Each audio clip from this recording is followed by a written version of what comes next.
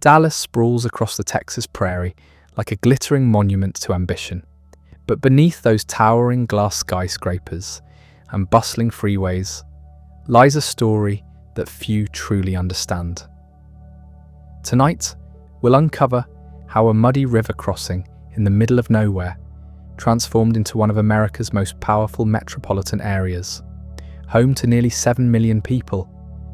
Dallas has weathered economic booms and devastating busts, racial tensions and remarkable reconciliation, natural disasters and man-made tragedies to become a titan of commerce and culture. We'll start with a surprising discovery along the Trinity River, and from there we'll trace the relentless expansion of a city that refused to be ignored. So just relax and let your mind drift as we explore the fascinating history of Dallas.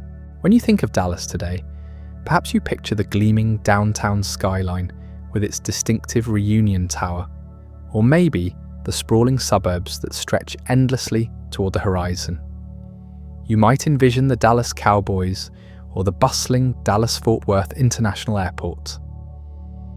This metropolitan area feels like it has always been destined for greatness, a natural hub where commerce and culture converge. And indeed, Dallas sits at the crossroads of major highways and railways that have connected the nation for generations. But the reality is far more intriguing than you might expect. Most of the iconic structures that define modern Dallas weren't built until the latter half of the 20th century. The downtown core that tourists photograph today rose from urban renewal projects of the 1960s and 70s. But the area now known as Dallas has been significant to human civilization for much longer than most people realize. And it's also the site of another hidden history that connects us to a world that existed long before European settlers ever dreamed of Texas. In the 1930s, during construction work near the Trinity River, some remarkable remains were unearthed. Ancient bison bones, mammoth tusks, and the remnants of early human settlements dating back thousands of years. These discoveries revealed that here, where modern commuters navigate traffic jams, indigenous peoples once hunted massive creatures across vast grasslands. It's extraordinary to imagine that in this same location, where oil executives now make billion-dollar deals, Native American tribes established seasonal camps and trading routes that would endure for millennia. However, the true story of Dallas must begin with the area's earliest human inhabitants. Native Americans first established permanent settlements in the region we now call North Texas as early as 800 years ago. The Caddo people, known for their sophisticated agricultural practices and complex social structures, built thriving communities along the fertile river valleys. They cultivated corn, beans, and squash, while developing extensive trade networks that stretched from the Gulf Coast to the Great Plains. During what archaeologists call the late prehistoric period, roughly from 1200 to 1600 CE, indigenous communities in the Dallas area had evolved into organized agricultural societies. The hunter-gatherer lifestyle was gradually supplemented by farming as people learned to work with the rich black soil that would later make the region famous. By this time, Native American settlements featured permanent structures, ceremonial centers, and sophisticated pottery-making traditions. The Caddo weren't the only people to recognize the strategic value of this particular bend in the Trinity River. Various tribes, including the Cherokee, Delaware, and Kickapoo, would establish temporary and permanent settlements throughout what is now the Dallas metropolitan area. They understood something that would prove crucial to the city's future success. This location offered fresh water, fertile soil, and natural crossing points along major river systems. These indigenous communities were remarkably advanced in their understanding of the land. They practiced controlled burning to manage grasslands, developed complex astronomical observations for agricultural timing, and created trade relationships that spanned hundreds of miles. The trails they established would later become the foundation for many of Dallas's major thoroughfares. But this world would change forever in the early 1800s as European explorers and American settlers began pushing westward into Texas. The first documented European expedition through the Dallas area occurred in 1686, when Spanish explorer Alonso de Leon crossed the Trinity River during his journey from Mexico to establish missions in East Texas. However, sustained European contact wouldn't begin until more than a century later. The transformation began in earnest during the 1820s and 30s when American settlers started arriving in larger numbers. Texas was still part of Mexico at this time, and the Mexican government actively encouraged immigration from the United States through generous land grants. These early settlers were drawn by the promise of cheap, fertile land and the opportunity to build new lives on the frontier. The area that would become Dallas attracted particular attention because of its advantageous geography.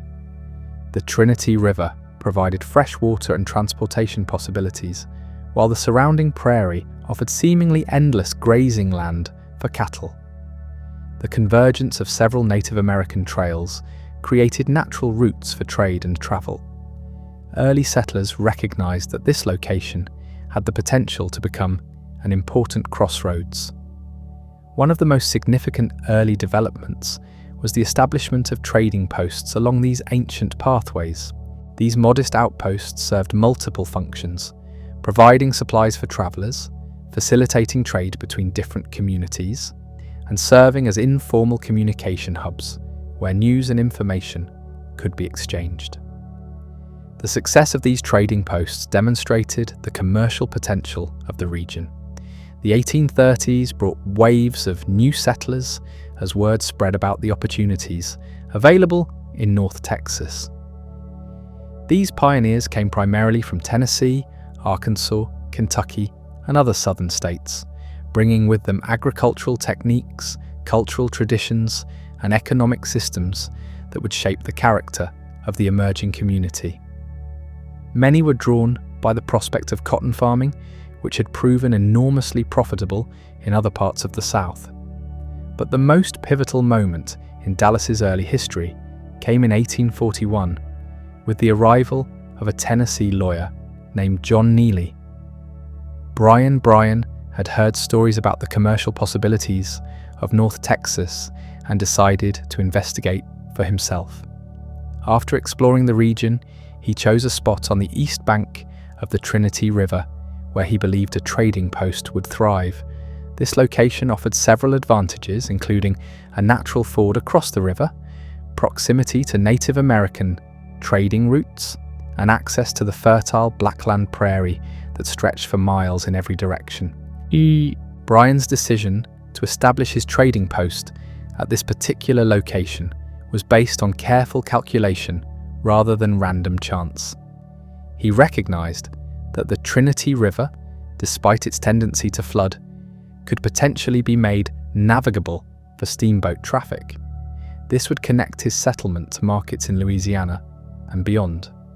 He also understood that the convergence of several major trails would bring a steady stream of travelers who would need supplies, food, and shelter. The trading post that Bryan established was modest by any measure. It consisted of a single log cabin that served as both his residence and his place of business. But Bryan had grand ambitions for his settlement. He envisioned a thriving commercial centre that would serve the entire region. To promote his vision, he began actively recruiting other settlers to join him. Bryan's promotional efforts met with gradual success. Throughout the 1840s, small numbers of settlers arrived to establish farms, businesses, and homes near the trading post. These early residents faced numerous challenges, including periodic conflicts with Native American tribes, flooding from the Trinity River, and the constant struggle to obtain supplies and manufactured goods. Despite these hardships, the tiny settlement began to take shape. A general store was established to serve the growing population. A blacksmith shop provided essential services for farmers and travellers. A small school was built to educate the children of settlers. Each new business and institution represented progress toward Bryan's vision of a thriving town. The 1840s also brought significant political changes that would affect the future of Bryan's settlement. Texas achieved independence from Mexico in 1836 and was annexed by the United States in 1845. This transition brought greater political stability and attracted additional waves of immigration from other parts of America. As the settlement grew, questions arose about what to call this emerging community. Bryan had originally referred to his trading posts simply as Dallas, though the exact origin of this name remains a subject of historical debate. Some believe it was named after George Mifflin Dallas, who served as Vice President of the United States from 1845 to 1849. Others suggest it honored Joseph Dallas, a friend of Bryan's from Arkansas. Still others point to alternative explanations involving Scottish place names or Native American words. Regardless of its etymology, the name Dallas began appearing on maps and in correspondence during the late 1840s. By 1850, the settlement had grown sufficiently to warrant official recognition. The community now included several dozen families, multiple businesses, and the beginnings of civic institutions that would support continued growth. The 1850 census revealed just how small Dallas still remained at mid-century. The entire settlement contained fewer than 400 residents, making it little more than a frontier village. But those early residents possessed something invaluable, an unwavering belief in their community's potential for greatness. They understood that their location offered unique advantages that would eventually attract larger numbers of settlers and businesses. This optimism would prove to be well-founded, though the path to prosperity would involve numerous unexpected twists and challenges that none of these early pioneers could have imagined. The key to understanding Dallas's remarkable transformation from frontier outpost to major city lies in recognizing how a series of pivotal events in the 1850s would fundamentally alter the community's trajectory. While John Neely Bryan's trading post had established the foundation, it would take external forces beyond his control to unlock the region's true potential. The first major catalyst came with the California gold rush of 1849. Though Dallas was thousands of miles from the gold fields, the massive westward migration created unprecedented demand for supplies, livestock, and services along the overland routes. Texas found itself perfectly positioned to benefit from this economic boom, and Dallas began to emerge as a natural gathering point for cattle drives heading to California. The Blackland prairie surrounding Dallas proved ideal for raising cattle. The native grasses provided excellent forage, while the relatively mild climate allowed for year-round grazing. Local ranchers quickly recognized the opportunity to supply beef to gold seekers and the rapidly growing population of California. This marked the beginning of Dallas's first economic boom, built on the foundation of the cattle trade that would define Texas for generations. By 1852, the settlement had grown sufficiently to attract the attention of county officials. Dallas County was officially established that year, with the town of Dallas designated as the county seat. This political recognition brought new residents, including lawyers, judges, and other professionals who were drawn by the opportunities that came with serving as a regional governmental centre. The establishment of county government also brought improvements in law and order. The frontier had always been a dangerous place where disputes were often settled through violence rather than legal proceedings. The presence of courts and elected officials helped create a more stable environment that encouraged additional settlement and business development. During this same period, Dallas began to benefit from its location along several major transportation routes. The Preston Road, which connected Dallas to destinations in Oklahoma and Kansas, became increasingly important for trade and travel. The Old Shawnee Trail, used by Native Americans for centuries, was now being traveled by increasing numbers of settlers and merchants moving between East Texas and the frontier regions to the north and west. The 1850s also witnessed the arrival of the first significant wave of immigrant settlers from Europe. German immigrants, many fleeing political upheaval in their homeland, established farms and businesses throughout North Texas. These newcomers brought valuable skills including advanced agricultural techniques, craftsmanship, and manufacturing knowledge that helped diversify the local economy. Beyond simple frontier trading, Irish immigrants also began arriving in substantial numbers during this decade. Many came to Dallas seeking opportunities in the expanding cattle industry, while others established businesses or worked in the growing number of mills and workshops that were springing up to serve the regional population. The cultural diversity these immigrants brought would become one of Dallas's defining characteristics. The town's growth created new challenges that required creative solutions. The Trinity River, which had initially attracted settlement, proved to be both blessing and curse. While it provided essential fresh water, the river's tendency to flood created ongoing problems for residents and businesses located near the banks. Several devastating floods during the 1850s destroyed buildings and disrupted commerce, forcing the community to develop strategies for managing this natural hazard. Despite these setbacks, Dallas continued to expand both in population and geographic area. New neighborhoods were platted and developed as families arrived, seeking farmland and business opportunities. The original trading post area began to take on the characteristics of a proper town center, with more substantial buildings replacing the crude log structures that had served the earliest settlers. One of the most significant developments of this period was the establishment of Dallas's first newspaper in 1855. The Dallas Herald provided a crucial communication link for the scattered population of North Texas, carrying news from distant markets, political developments, and information about local events. The newspaper also served as a promotional tool, attracting additional settlers by publicizing the opportunities available in the Dallas area.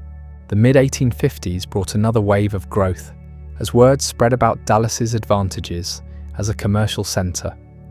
The town now boasted multiple general stores, several hotels to accommodate travelers, blacksmith shops, a sawmill, and various other businesses that served both local residents and the increasing number of people passing through the area. Religious institutions also began to take root during this period. The first churches were established, providing spiritual guidance and creating social networks that helped bind the growing community together. These congregations played important roles beyond their religious functions, often serving as meeting places for civic organizations and social events that brought residents together. Education became another priority as families with children settled in the area. The first formal schools were established during the 1850s, though they were often quite basic affairs housed in simple buildings and staffed by teachers with limited formal training. Nonetheless, these educational institutions represented the community's commitment to providing opportunities for the next generation. The prosperity of the 1850s also attracted the attention of land speculators and developers who recognized Dallas's potential for significant growth. Large tracts of prairie land were purchased and subdivided for future development. This speculative activity created both opportunities and challenges, driving up land prices, while also ensuring that capital was available for continued expansion. By 1858, Dallas had grown to nearly 2,000 residents, representing a five-fold increase from the beginning of the decade. The town now featured paved streets in the central business district, gas lighting for major commercial areas, and other amenities that distinguished it from typical frontier settlements. Visitors frequently commented on Dallas's rapid development and the obvious prosperity of its residents. The late 1850s brought rumors of an even more transformative development that would reshape Dallas forever. Railroad companies were beginning to survey routes through Texas, and several lines were being planned that would potentially pass through or near Dallas. The prospect of railroad connections generated tremendous excitement among local residents who understood that rail transportation would revolutionize commerce and communications. However, securing a railroad connection was not guaranteed. Communities throughout Texas were competing fiercely to attract railroad companies, offering land grants, financial incentives, and other inducements to influence routing decisions. Dallas leaders recognized that the town's future prosperity might well depend on successfully attracting railroad service. The competition for railroad connections intensified throughout 1859 as various Texas communities made increasingly generous offers to railroad companies. Dallas found itself competing not only with established cities like Houston and Galveston, but also with other emerging towns that were equally determined to secure their economic futures through rail connections. Local business leaders organized committees to promote Dallas's advantages as a railroad destination. They emphasized the town's strategic location, its growing population, the fertility of the surrounding agricultural region, and the existing transportation networks that already made Dallas a natural commercial hub. These promotional efforts would prove crucial in the coming years. As the 1850s drew to a close, Dallas stood at a critical juncture. The town had grown far beyond John Neely Bryan's modest trading post, evolving into a regional center of commerce and government. The population was increasingly diverse. The economy was expanding beyond simple frontier trading, and civic institutions were becoming more sophisticated and effective. But the greatest challenges and opportunities still lay ahead. The 1860s would bring events that would test the community's resilience, while also providing the catalyst for unprecedented growth and development. The decisions made during this pivotal decade would determine whether Dallas would remain a prosperous regional town or emerge as something far more significant on the American landscape. The stage was set for transformation on a scale that even the most optimistic early settlers could hardly have imagined. The 1860s would indeed prove to be the defining decade in Dallas's transformation from frontier settlement to major American city.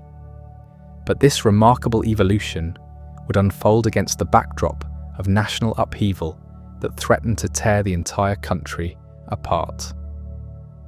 The American Civil War would test every aspect of Dallas society while simultaneously creating unexpected opportunities for those bold enough to seize them. When war erupted in 1861, Dallas found itself firmly aligned with the Confederate cause. The town's southern roots ran deep, with many residents having migrated from Tennessee, Arkansas, and other Confederate states. Local sentiment strongly favored secession, and Dallas quickly became an important supply center for Confederate forces operating in the Trans-Mississippi region. The war years brought both hardship and opportunity to Dallas residents. While many young men departed to serve in Confederate armies, leaving families and businesses short-handed, the town's strategic location made it a crucial hub for military supplies and communications. Confederate authorities established depots and workshops in Dallas, bringing an influx of workers and military personnel that actually increased the local population during wartime. Women played increasingly important roles in keeping Dallas functioning during the war years. They managed businesses, operated farms, and organized relief efforts for Confederate soldiers and their families. The war accelerated changes in social roles that would have lasting effects on Dallas society long after peace returned. The Trinity River proved valuable for transporting military supplies, despite its navigational challenges. Small steamboats carried goods between Dallas and markets along the Gulf Coast, though Union naval blockades made this trade increasingly dangerous and expensive. As the war progressed, food production became a critical concern as the war dragged on. The fertile prairie around Dallas made the region an important source of agricultural supplies for Confederate forces. Local farmers shifted from cash crops to food production, growing corn, wheat, and vegetables needed to feed both the military and civilian populations. By 1863, the effects of prolonged warfare were becoming apparent in Dallas. Shortages of manufactured goods, medicines, and other essential items created hardships for residents. However, these shortages also created opportunities for local entrepreneurs who established workshops to produce items that could no longer be imported from Eastern factories. The end of the Civil War in 1865 brought significant changes to Dallas society. Emancipation freed the enslaved population, creating new challenges and opportunities for the entire community. Former slaves faced the difficult task of building new lives as free people, while white residents had to adjust to a transformed social and economic system. Reconstruction brought federal oversight to Texas, including Dallas. Union troops were stationed in the area to enforce federal policies and maintain order during the transition from Confederate to restored state government. This military presence created tensions, but also brought stability that encouraged renewed economic development. The late 1860s witnessed the arrival of the transformative development that Dallas leaders had long anticipated. Railroad construction finally reached North Texas with the Houston and Texas Central Railway, completing its line to Dallas in 1872. This connection to the broader rail network would prove to be the catalyst that launched Dallas toward greatness. The impact of railroad connectivity cannot be overstated. What had previously been a journey of weeks or months to reach distant markets could now be accomplished in days. Dallas suddenly became accessible to manufacturers, merchants, and settlers from across the nation. The town's strategic location at the intersection of major transportation routes was finally realized to its full potential. Railroad connections transformed Dallas's economy almost overnight.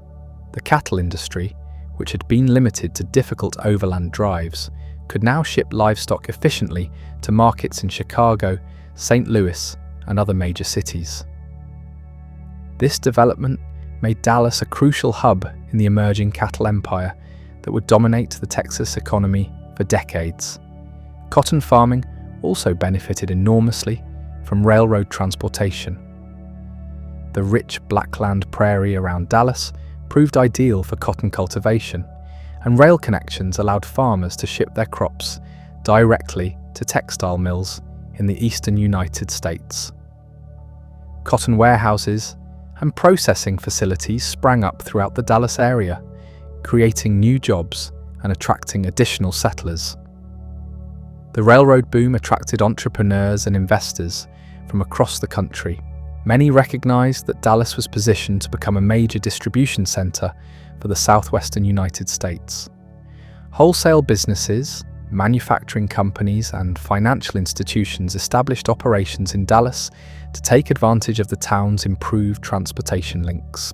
Immigration increased dramatically following the arrival of railroad service. European immigrants, particularly Germans and Irish, continued arriving in substantial numbers.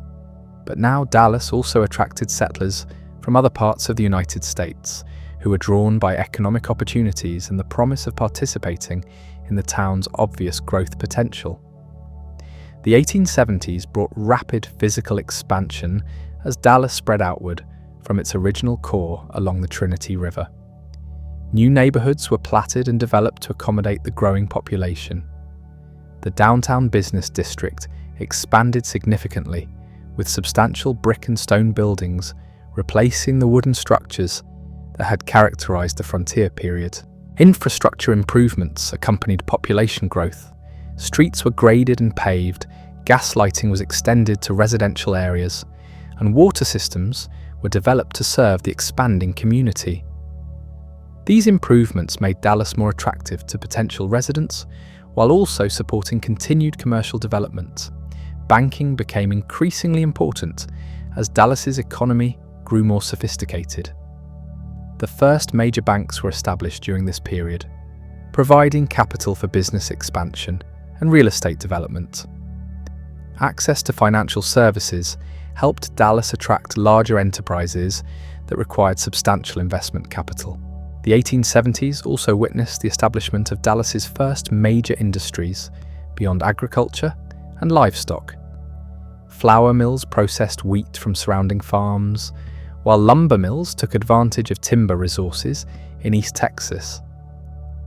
These manufacturing enterprises provided employment for growing numbers of workers, while also adding value to raw materials produced in the region. Cultural institutions began to flourish as Dallas's population became more prosperous and sophisticated. The town's first opera house opened during this decade, bringing theatrical performances and musical entertainment to residents who had previously relied on more modest forms of recreation. Libraries, literary societies, and other cultural organizations reflected the community's growing refinement. Educational opportunities expanded significantly during the 1870s. More schools were established to serve the growing population of families with children. The quality of education also improved as Dallas attracted better qualified teachers who were drawn by improved salaries and living conditions. Religious diversity increased as Dallas's population grew more varied. Additional churches were established to serve different denominations and ethnic communities. These religious institutions played important social roles beyond their spiritual functions, often sponsoring schools, charitable organizations, and community events. The prosperity of the 1870s created new social stratification within Dallas society. Successful merchants, railroad executives, and land developers accumulated substantial wealth, building impressive homes and establishing exclusive social organizations. This emerging elite would play crucial roles in shaping Dallas's future development and civic institutions. Labor organization also began during this period as workers sought to improve their wages and working conditions. The growing industrial sector created new types of employment that required different skills and offered different challenges than traditional frontier occupations. These changes would have lasting effects on Dallas's social and political development. Women's roles continued evolving as Dallas society became more complex and sophisticated. While traditional domestic responsibilities remained important, women also found new opportunities in teaching, retail business, and various service industries. Some became prominent in charitable organizations and cultural institutions that enhanced community life. The late 1870s brought discussions about incorporating Dallas as an official city.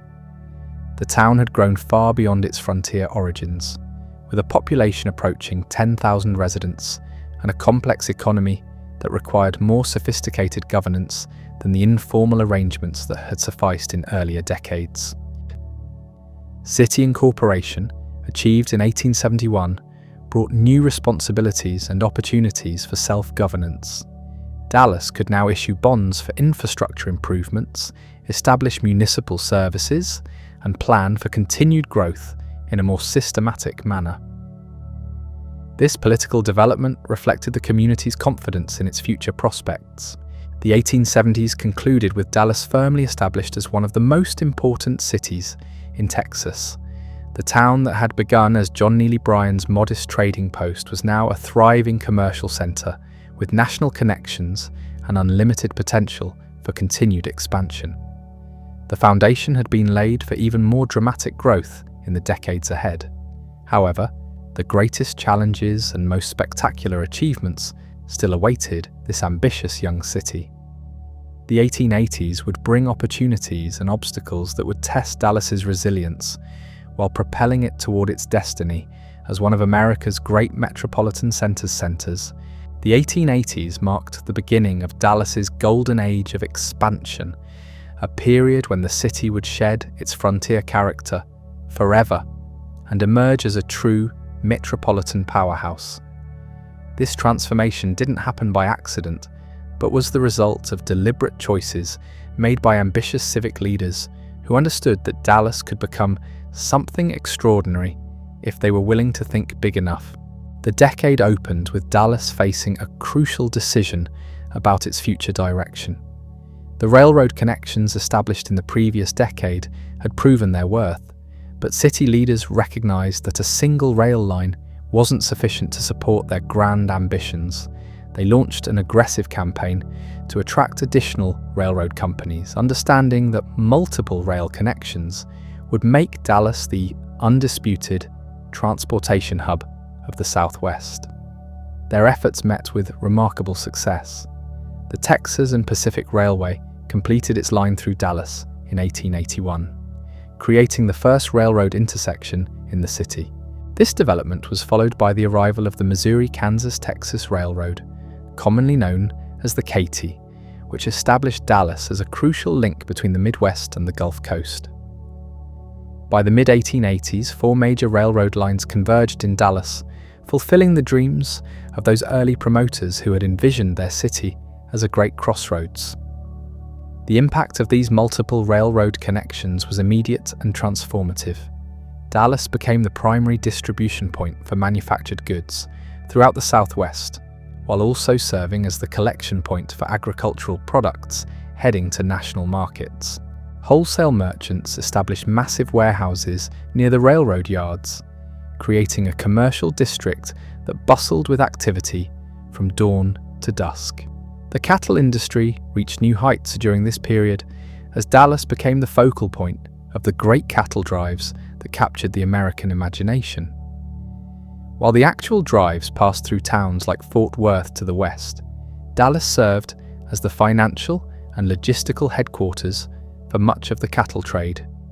Banks, commission houses, and supply companies based in Dallas coordinated the movement of millions of cattle from Texas ranches to northern markets.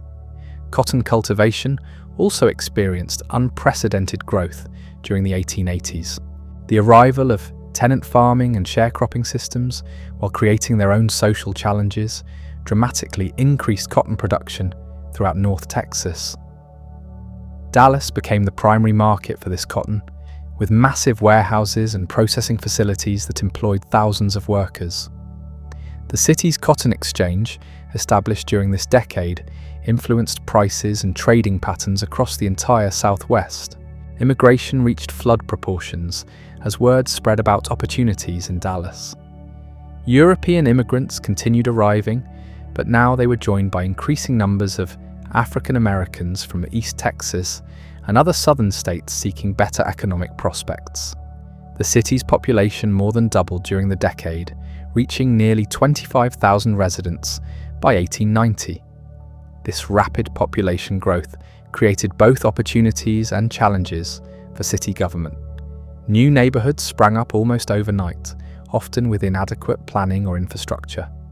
The city struggled to provide basic services like water, sewerage, and fire protection to rapidly expanding residential areas. These growing pains would force Dallas to develop more sophisticated approaches to urban planning and municipal administration. The downtown business district underwent a complete transformation during the 1880s. The modest wooden buildings of earlier decades were demolished and replaced with impressive multi-story structures built of brick and stone. These new commercial buildings featured the latest innovations in architecture and engineering, including elevators, electric lighting, and modern heating systems that made Dallas competitive with established cities in the East. Banking and finance became increasingly important components of Dallas's economy during this period. Several major banks were established, providing capital not only for local businesses, but also for development projects. Throughout the Southwest, Dallas banks financed railroad construction, mining operations, and agricultural development across a vast region, establishing the city's reputation as a financial center. Manufacturing also began to play a significant role in the local economy. Food processing companies took advantage of Dallas's agricultural connections, while textile mills utilized cotton grown in surrounding areas. Machinery manufacturers established operations to serve the railroad industry, and construction companies grew to meet the demands of the city's building boom. This industrial diversification helped Dallas weather economic downturns that might have devastated communities dependent on single industries. The 1880s also witnessed the emergence of Dallas as a cultural centre for the Southwest. The city's first major hotels were constructed during this decade, providing accommodations for the increasing numbers of business travellers and tourists. These hotels became social centres where deals were negotiated, political alliances formed, and cultural events staged. Entertainment options expanded dramatically as the city's population grew more prosperous and sophisticated. Multiple theatres presented touring productions of popular plays and musical performances. The city's first professional baseball team was organised, and horse racing became a popular spectacle that drew visitors from across the region. These recreational activities helped establish Dallas's reputation as a place where business and pleasure could be successfully combined. Educational institutions kept pace with the city's growth. Public schools were expanded and improved, while private academies served families seeking more specialised instruction for their children. The establishment of libraries and reading rooms reflected the community's commitment to intellectual development and cultural refinement. Religious life also became more diverse and sophisticated during the 1880s. Established denominations constructed impressive new church buildings, while newer religious communities organised congregations to serve specific ethnic and cultural groups. These religious institutions continued to play important social roles, sponsoring charitable activities and community events that brought residents together across economic and social lines. The decade wasn't without its challenges and setbacks. Economic panics periodically disrupted business activity, while floods and other natural disasters tested the community's resilience. Social tensions occasionally erupted into conflicts between different ethnic groups or economic classes. However, Dallas consistently demonstrated its ability to overcome obstacles and emerge stronger from each crisis. Women's roles continued evolving as Dallas society became more complex and urbanized. While domestic responsibilities remained central to most women's lives, increasing numbers found employment in retail establishments, offices, and service industries. Some became prominent in cultural organizations and charitable societies that enhanced the quality of community life. The labor movement also gained strength during this period as workers organized to improve wages and working conditions in the city's growing industrial sector. These early labor organizations faced significant opposition from employers and city officials, but they established patterns of worker activism that would influence Dallas's development for decades to come. Real estate development became a major industry in its own right during the 1880s. Speculators purchased large tracts of prairie land and subdivided them into residential neighborhoods and commercial districts. This development activity created substantial wealth for successful investors, while also providing housing and business locations for the city's rapidly growing population. Transportation within the city became increasingly important as Dallas spread outward from its original core. Horse-drawn streetcar lines were established to connect residential neighborhoods with the downtown business district. These early transit systems encouraged suburban development while also creating new patterns of daily life for Dallas residents. Public health became a growing concern as population density increased and industrial activity expanded. The city established its first public health department during this decade and began implementing sanitation measures designed to prevent epidemic diseases. These public health initiatives reflected Dallas's growing sophistication and commitment to providing a healthy environment for residents. The 1880s concluded with Dallas firmly established as one of the most important cities in the American Southwest. The community that had struggled to attract its first railroad connection just 2 decades earlier was now a major transportation hub with national influence. The foundation had been laid for even more spectacular growth in the decades ahead. Municipal government had evolved from the informal arrangements of frontier days to sophisticated, administrative structures capable of managing a major city. Dallas had developed the infrastructure, institutions, and civic leadership necessary to support continued expansion and increasing prosperity. However, the 1890s would bring new challenges that would test every aspect of this progress. Economic depressions, social upheavals, and technological changes would force Dallas to adapt and evolve in ways that no one could have anticipated. The city's response to these challenges would determine whether its remarkable growth could be sustained and whether Dallas could achieve its ultimate destiny as a great American metropolis. The stage was set for the next chapter in this extraordinary story of urban development and civic ambition. Dallas had proven its resilience and adaptability during its first 5 decades of existence, but the greatest tests and most spectacular achievements still lay ahead in the tumultuous years approaching the dawn of the 20th century. The 1890s opened with Dallas riding high on the momentum of the previous decade's extraordinary growth, but this prosperity would soon be tested by forces beyond the city's control. The decade began with great optimism as civic leaders launched even more ambitious projects designed to cement Dallas's position as the premier city of the Southwest. However, they could not have anticipated the economic storms that would soon sweep across the nation. The Panic of 1893 struck Dallas like a thunderbolt, bringing the city's remarkable expansion to a sudden halt. Banks failed, businesses closed their doors, and thousands of workers found themselves unemployed almost overnight. The railroad construction that had fueled so much growth came to a standstill as companies struggled to survive the economic downturn. For the first time since John Neely Bryan's trading post days, Dallas faced the very real possibility that its dreams of greatness might be nothing more than frontier fantasies. Yet this crisis would ultimately reveal the true character of Dallas and its people. Rather than succumb to despair, the city's leaders responded with the same determination and ingenuity that had built their community from nothing.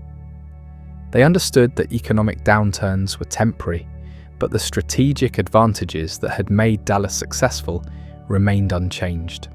The railroads were still there, the fertile prairie still surrounded them, and the Trinity River still flowed toward distant markets. Local merchants adapted by focusing on serving the regional market rather than competing for national business. Farmers diversified their crops to reduce dependence on volatile cotton prices. Manufacturers found ways to operate more efficiently, cutting costs while maintaining quality. These survival strategies not only helped Dallas weather the Depression, but also made the city more resilient and competitive when prosperity returned. The mid-1890s brought the first signs of recovery as national economic conditions began to improve. Dallas emerged from the Depression stronger and more mature than before. The crisis had eliminated weaker businesses while strengthening those that survived. More importantly, it had taught the city's leaders valuable lessons about the importance of economic diversification and careful planning. One of the most significant developments during this recovery period was the establishment of Dallas as a major center for oil and gas exploration. While the great East Texas oil discoveries were still decades in the future, smaller fields were being developed throughout North Texas. During the 1890s, Dallas became the headquarters for many of these exploration companies, attracting investors and entrepreneurs who would later play crucial roles in the city's transformation into an energy capital. The cotton industry also underwent important changes during this decade. New processing technologies allowed Dallas mills to produce higher quality textiles that could compete with products from established manufacturing centers in the East. The development of cottonseed oil production created an entirely new industry that added value to what had previously been considered waste material. These innovations helped Dallas maintain its position as the Southwest's premier cotton market. Railroad development resumed in the late 1890s as economic conditions improved, Additional lines were constructed connecting Dallas to previously isolated areas of Texas and the Southwest.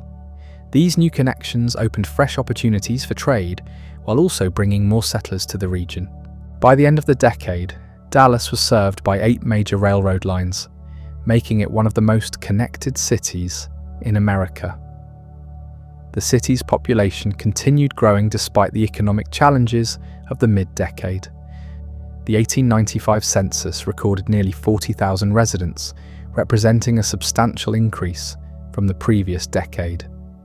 This growth came from diverse sources, including continued European immigration, internal migration from other parts of Texas and the South, and natural population increase among existing residents. Downtown Dallas underwent another wave of construction during the recovery years. The business district expanded both vertically and horizontally as developers took advantage of improved economic conditions and growing demand for commercial space.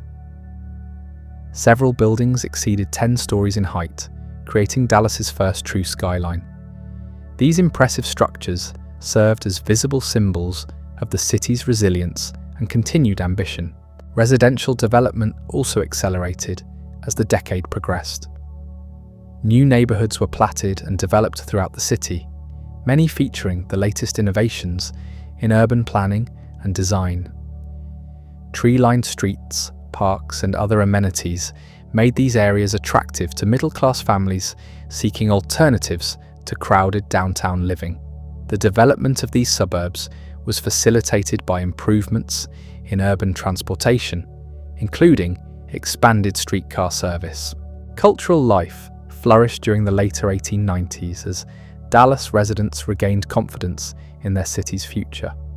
The establishment of art galleries, music societies, and literary clubs reflected growing prosperity and sophistication. The city's theatres presented increasingly ambitious productions, while local newspapers expanded their coverage of cultural events and intellectual activities. Education continued advancing during this period with the construction of new school buildings and the recruitment of better qualified teachers. The city's commitment to public education helped attract families while also preparing the workforce needed for continued economic development. Private academies and specialized schools serve students seeking more advanced or specialized instruction. Religious institutions adapted to the city's changing demographics by establishing new congregations and expanding existing ones. The construction of impressive church buildings reflected both growing membership and increased financial resources.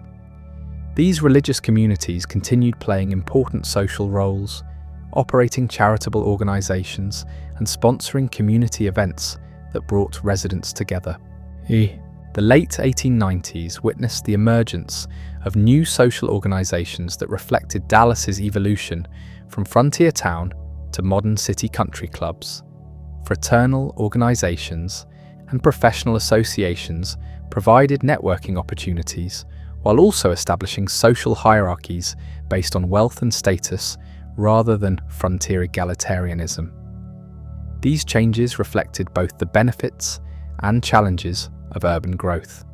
Women's roles continued expanding during this decade as new employment opportunities emerged in retail, clerical work, and professional services. The establishment of women's clubs and charitable organizations provided outlets for civic engagement, while also creating informal networks that influenced community development. Some women became prominent in cultural activities and social reform movements that enhanced the quality of urban life. Labor organization gained momentum during the recovery years as workers sought to improve wages and working conditions in the city's expanding industrial sector. The formation of trade unions and labor councils created new tensions between workers and employers, but also established mechanisms for addressing workplace disputes. These developments reflected Dallas's transformation from a simple commercial center to a complex industrial city. The 1890s also brought significant improvements in municipal services and infrastructure.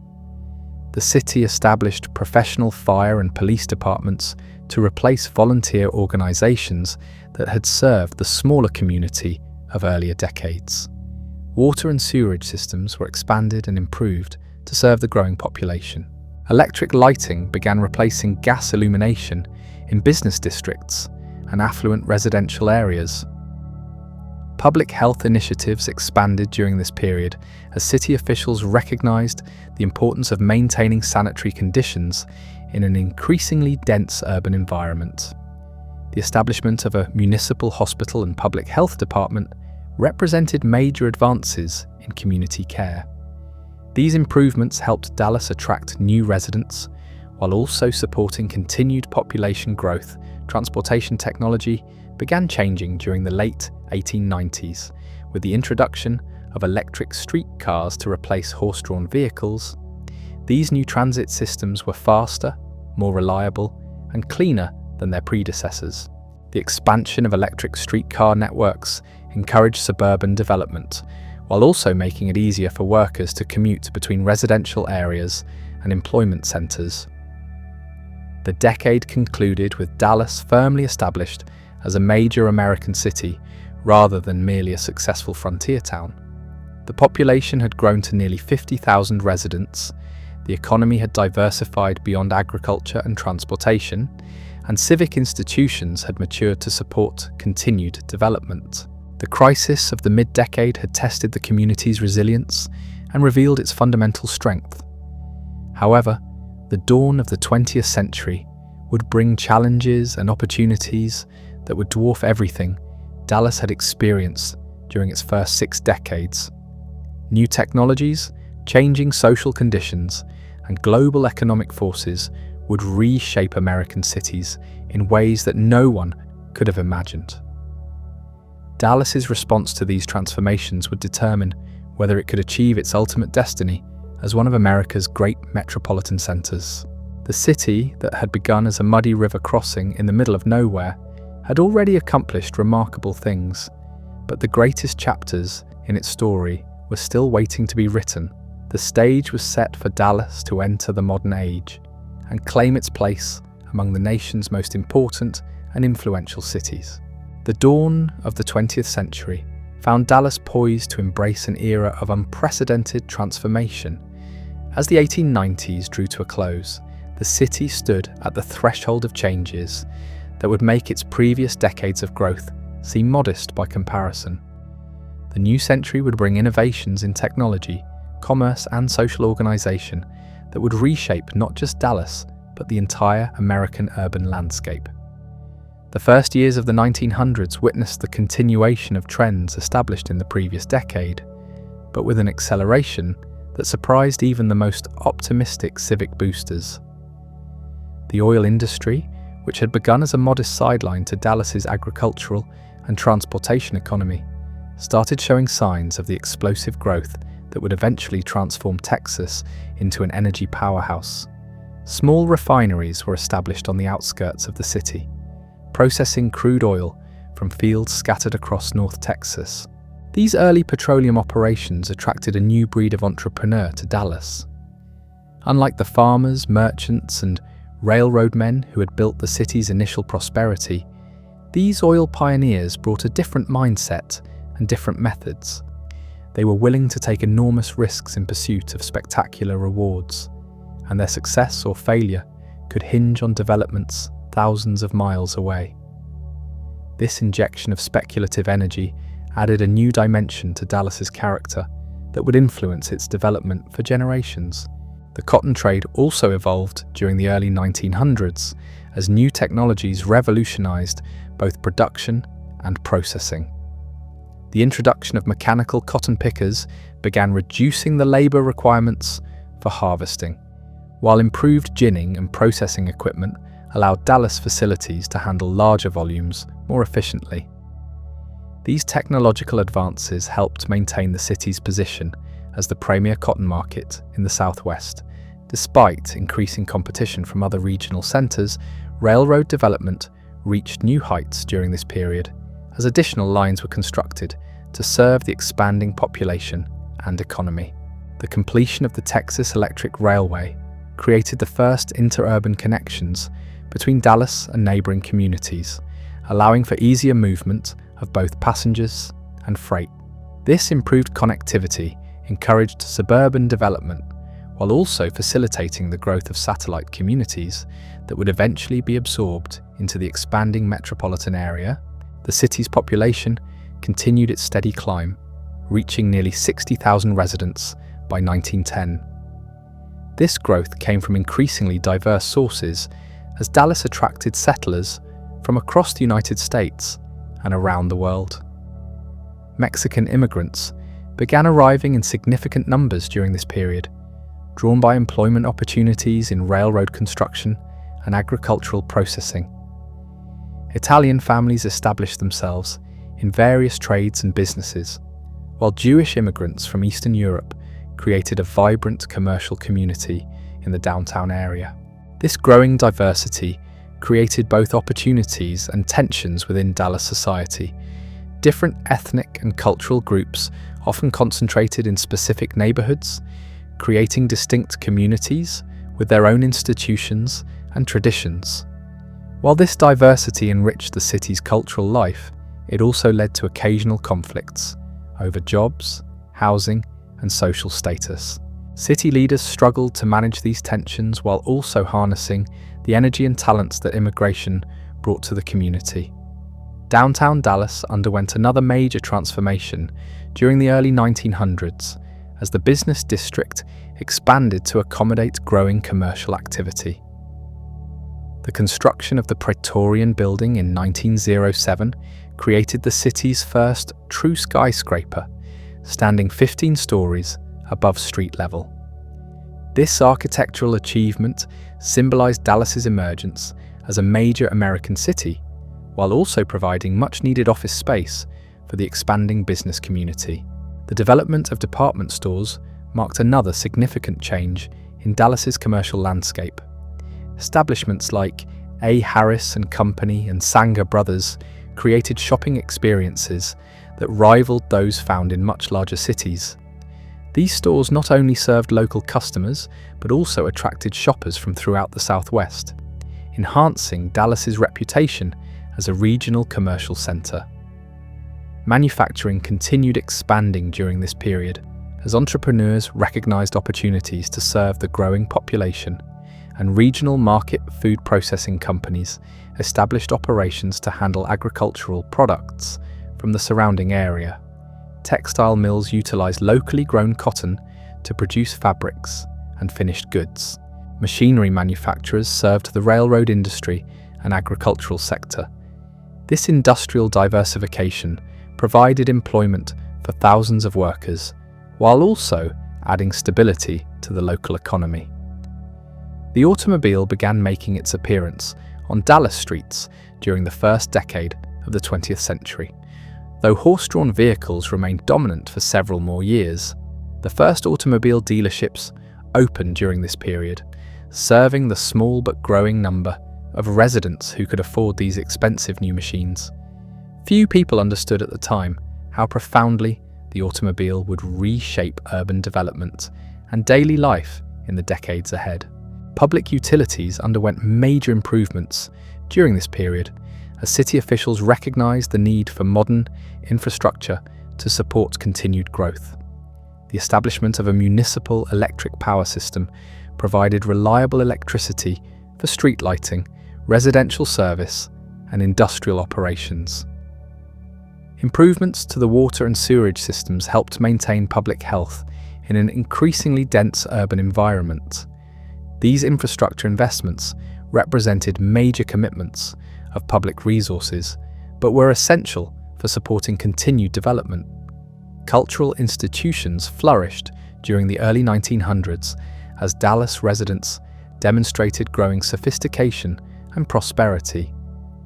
The establishment of the Dallas Symphony Orchestra in 1911 marked a milestone in the city's cultural development. Art galleries, libraries, and museums provided venues for intellectual and artistic expression. The construction of several movie theaters introduced residents to the new medium of cinema, which would become increasingly important in American popular culture.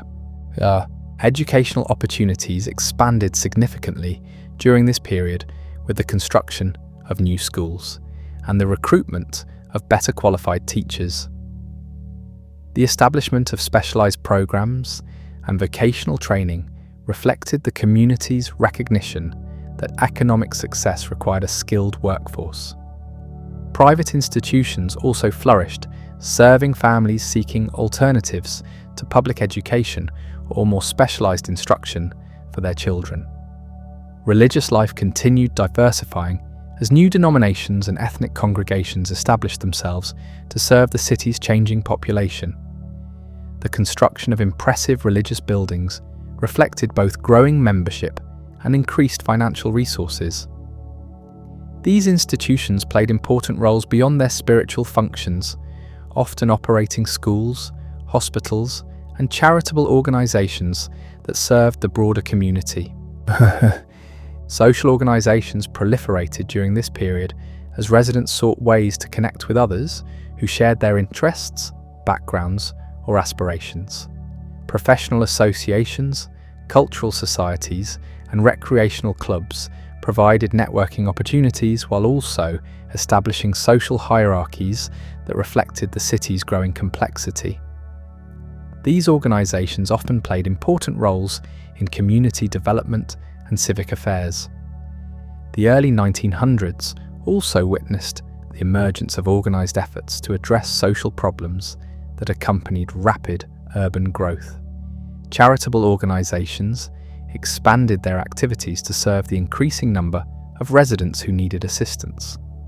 Reform movements addressed issues like public health, education, and working conditions. Women played increasingly prominent roles in these social reform efforts, using their influence to promote community improvements. Labour organisation gained strength during this period as workers in various industries sought to improve wages and working conditions. The formation of trade unions created new tensions between workers and employers, but also established mechanisms for addressing workplace disputes. Strikes and labour conflicts occasionally disrupted economic activity, but also forced recognition of workers' rights and concerns. Municipal government evolved to meet the challenges of governing a rapidly growing city.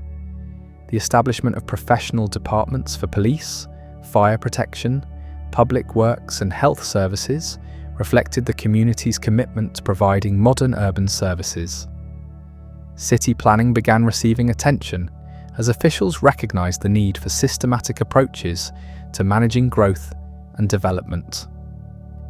The development of public parks and recreational facilities enhanced the quality of life for Dallas residents during this period. The establishment of Fair Park in 1906 provided a venue for cultural events, exhibitions, and recreational activities. Smaller neighborhood parks offered green space and recreational opportunities closer to residential areas. These investments in public amenities reflected the community's growing prosperity and commitment to urban livability. Transportation within the city continued improving with the expansion of streetcar lines and the gradual introduction of motorized vehicles. The streetcar system encouraged suburban development while also providing convenient access to downtown employment and shopping areas. The first bus routes were established during this period, offering alternatives to rail-based transportation. Real estate development accelerated as developers recognized opportunities created by the city's continued growth. New residential neighborhoods were platted and marketed to families seeking alternatives to downtown living commercial districts, developed along major transportation corridors to serve suburban residents. Industrial areas were designated and developed to accommodate manufacturing operations that required larger sites than were available in the congested downtown area. The period concluded with Dallas firmly established as one of the most important cities in the American Southwest. The community had successfully navigated the transition from frontier town to modern city, while maintaining the entrepreneurial spirit and civic ambition that had driven its remarkable growth. The foundation had been laid for even more spectacular development in the decades ahead. However, the second decade of the 20th century would bring challenges that would test every aspect of this progress. World war, economic upheaval, and social transformation would force Dallas to adapt in ways that no one could have anticipated. The city's response to these challenges would determine whether its remarkable success could be sustained and whether Dallas could achieve its ultimate destiny as a major American metropolis. The stage was set for the next chapter in this extraordinary story of urban development and civic achievement. Dallas had already accomplished remarkable things during its first 7 decades of existence, but the greatest tests and most spectacular triumphs still lay ahead in the rapidly changing world of the early 20th century. The second decade of the 20th century would transform Dallas in ways that even its most visionary leaders could never have imagined. As the 1910s began, the city appeared destined to continue its steady progression toward regional dominance, but global forces were already gathering that would catapult Dallas onto the national stage with unprecedented speed and drama. The discovery of oil at Spindletop near Beaumont in 1901 had already sent shockwaves through Texas, but it was the East Texas oil boom that truly began during the 1910s that would reshape Dallas forever. While the great fields at Kilgore, Longview and other locations wouldn't reach their peak production until the 1930s, preliminary exploration and smaller discoveries throughout the 1910s established Dallas as the undisputed headquarters for Texas oil operations. Wildcatters, lease brokers, and petroleum engineers flocked to Dallas during this period. Drawn by the city's superior railroad connections, established banking system, and growing reputation as a place where deals could be made and fortunes won or lost. The Adolphus Hotel, completed in 1912, became legendary as the place where oil leases were negotiated, drilling partnerships formed, and millions of dollars changed hands over handshake agreements. These early oil entrepreneurs brought a culture of risk-taking and spectacular wealth accumulation that would permanently alter Dallas society. The petroleum industry's influence extended far beyond the oilmen themselves. Banks expanded their lending operations to finance drilling ventures, while law firms developed specializations in mineral rights and petroleum contracts. Supply companies established operations to serve the drilling industry, creating thousands of jobs for workers with no previous connection to oil. The industry's boom and bust cycles introduced an element of volatility to the local economy, but the overall trend was unmistakably upward. Cotton remained important to Dallas's economy during this period, but the industry underwent significant consolidation and modernization. Large-scale operations replaced many smaller processors, while new technologies improved efficiency and product quality. The establishment of cotton futures trading in Dallas created a financial market that influenced prices across the entire Southwest. However, cotton's relative importance to the local economy began declining as oil and manufacturing assumed larger roles. World War I brought unexpected opportunities and challenges to Dallas beginning in 1914. While the United States remained neutral during the conflict's early years, European demand for American agricultural products and manufactured goods created unprecedented prosperity throughout Texas. Dallas benefited enormously from this wartime boom as its transportation networks and processing facilities handled increased volumes of cotton, wheat, and other commodities destined for overseas markets. The city's strategic location proved invaluable during the war years, as military planners recognized the need for training facilities and supply depots in the American interior. The establishment of Camp Dick near Dallas brought thousands of soldiers to the area while also generating substantial economic activity.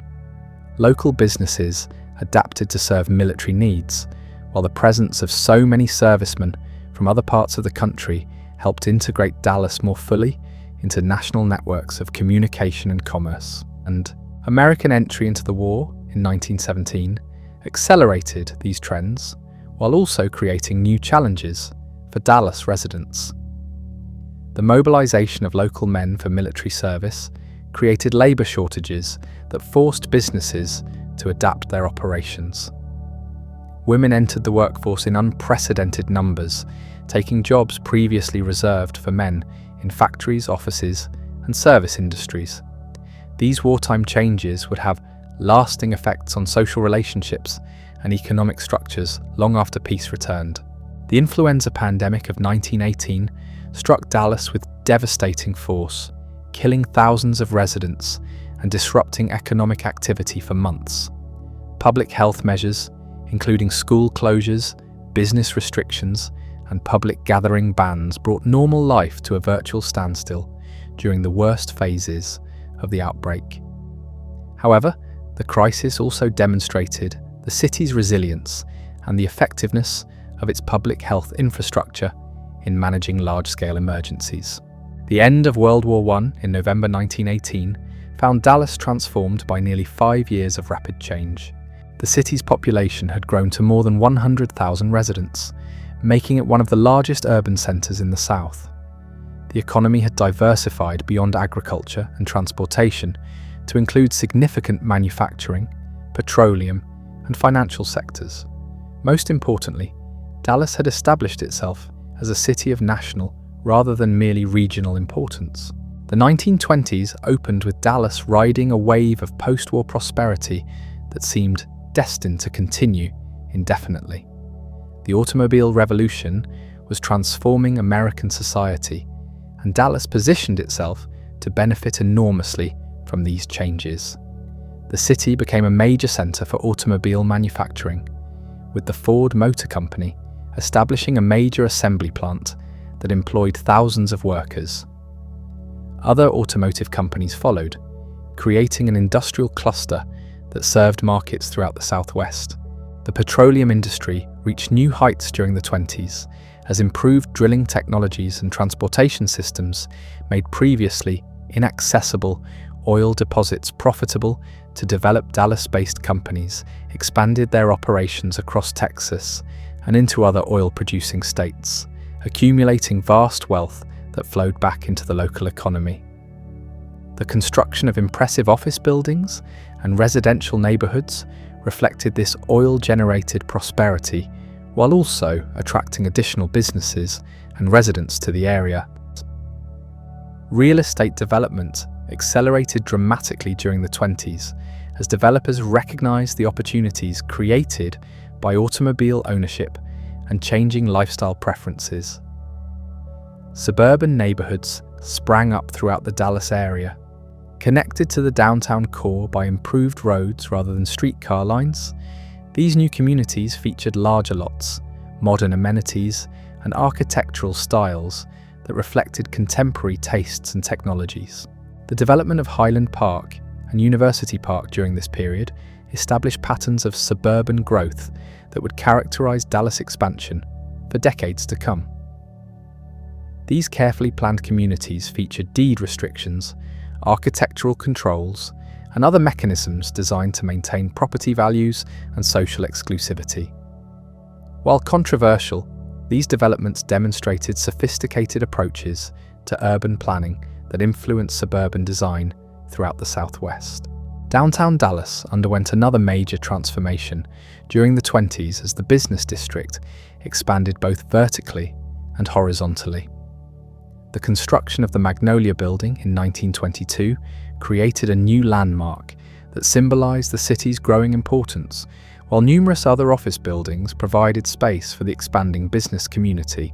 Department stores, hotels, and entertainment venues created a vibrant urban environment that attracted visitors from throughout the region. The emergence of radio broadcasting during this period gave Dallas new influence beyond its traditional geographic boundaries.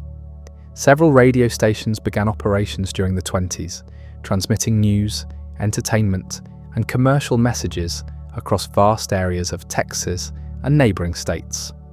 These broadcasts helped establish Dallas as a cultural center, while also promoting local businesses and civic institutions to audiences. Hundreds of miles away, cultural life flourished during the prosperity of the 20s as Dallas residents demonstrated growing sophistication and cosmopolitan outlook. The establishment of museums, theaters, and other cultural institutions reflected both increasing wealth and changing social expectations. The city's symphony orchestra gained national recognition, while local art galleries and literary societies contributed to an increasingly vibrant intellectual environment. Educational institutions expanded significantly during this period as the community recognized the importance of human capital development.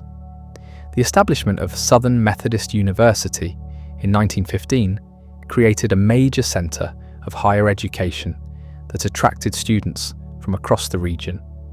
Public schools were improved and expanded to serve the growing population of families with children, while vocational training programs prepared workers for the increasingly technical demands of modern industry. The decade also witnessed significant changes in social relationships and cultural norms as Dallas adapted to the modern age. The influence of national media, improved transportation, and increased prosperity combined to create lifestyle changes that affected every aspect of community life. Traditional social hierarchies began evolving as new forms of wealth and status emerged, while women gained greater independence through expanded employment opportunities and changing social expectations. However, this prosperity was not shared equally among all segments of Dallas society. African American residents faced systematic discrimination that limited their access to employment, housing, and educational opportunities. Mexican American workers, despite their important contributions to local industries, often found themselves relegated to lower-paying jobs with limited prospects for advancement. These inequalities would create tensions that would eventually demand attention from civic leaders and community organizations. The late 20s brought warnings that the spectacular prosperity might not continue indefinitely. Stock market volatility, agricultural difficulties, and signs of industrial overcapacity suggested that economic adjustments might be necessary. However, few Dallas residents anticipated the severity of the crisis that would soon engulf not only their city, but the entire nation. The stock market crash of October 1929 sent shockwaves through Dallas just as it did throughout America. While the immediate effects were primarily felt by those with direct involvement in financial markets, the deeper economic crisis that followed would test every aspect of the prosperity that Dallas had built over the previous decade. Banks failed, businesses closed, and unemployment soared as the Great Depression took hold. Yet even as this unprecedented crisis unfolded, Dallas retained advantages that would help it weather the storm better than many other American cities. The diversification achieved during previous decades meant that no single industry dominated the local economy. The city's role as a regional center for transportation, finance, and commerce provided some insulation from purely local economic difficulties. Most importantly, the entrepreneurial spirit and civic cooperation that had built Dallas from nothing remained strong even in the face of economic catastrophe. The 1930s would test Dallas as never before, but they would also provide opportunities for the city to demonstrate the resilience and adaptability that had characterized its development from the beginning. The response to this crisis would determine whether Dallas could maintain its position as a major American city or would join the ranks of communities that had flourished briefly, only to fade into regional obscurity. The stage was set for another chapter in this remarkable story of urban development and civic determination. Dallas had already survived economic panics, natural disasters, and social upheavals during its first 9 decades of existence. The Great Depression would prove to be the greatest test yet of the community's ability to adapt and overcome seemingly insurmountable challenges, the foundation had been laid for Dallas to emerge from this crisis stronger and more resilient than ever before. The city's strategic advantages remained unchanged. Its civic leadership had been tested and proven, and its residents had demonstrated time and again their willingness to work together in pursuit of common goals. The Great Depression would be severe, but it would not be the end of Dallas's remarkable journey toward greatness. Ness. The Great Depression struck Dallas with the force of a prairie storm, sweeping away fortunes and dreams with equal indifference. By 1931, the unemployment rate had soared beyond 20% as banks shuttered their doors, and once thriving businesses posted closure notices in their windows. The oil boom that had brought such spectacular wealth to the city just a few years earlier now seemed like a distant memory as drilling operations ceased and petroleum companies struggled to survive the economic collapse. Yet even in these darkest hours, Dallas demonstrated the same resilience that had carried it through previous crises. City leaders understood that waiting passively for national recovery was not an option. Instead, they launched aggressive campaigns to attract new industries and maintain existing businesses. The Chamber of Commerce organized delegations that traveled throughout the country, promoting Dallas as a strategic location for companies seeking to reduce costs while maintaining access to regional markets. These efforts met with remarkable success considering the economic climate. Several manufacturing companies relocated operations to Dallas during the early 1930s, attracted by lower labor costs, reduced real estate prices, and the city's superior transportation connections. While these relocations didn't immediately offset job losses in other sectors, they demonstrated that Dallas retained fundamental advantages even during the worst economic crisis in American history. The federal government's response to the Depression also created unexpected opportunities for Dallas. New Deal programs brought millions of dollars in federal spending to the area through public works projects, agricultural assistance, and relief programs. The Works Progress Administration employed thousands of local workers in construction projects that improved infrastructure while providing desperately needed income for struggling families. One of the most significant New Deal projects was the development of White Rock Lake, which created both recreational opportunities and improved water supplies for the growing metropolitan area. The construction employed hundreds of workers for several years, while also providing long-term benefits that would support future growth. Similar projects throughout the Dallas area helped maintain employment while building infrastructure that would prove invaluable in later decades. The Civilian Conservation Corps established several camps in the Dallas vicinity, employing young men in forest conservation, park development, and other environmental projects. These programs not only provided employment, but also created recreational facilities that enhanced the quality of life for area residents. The work accomplished by these Depression-era programs would benefit Dallas residents for generations to come. Agriculture underwent significant changes during the Depression years as farmers struggled with both low prices and severe drought conditions.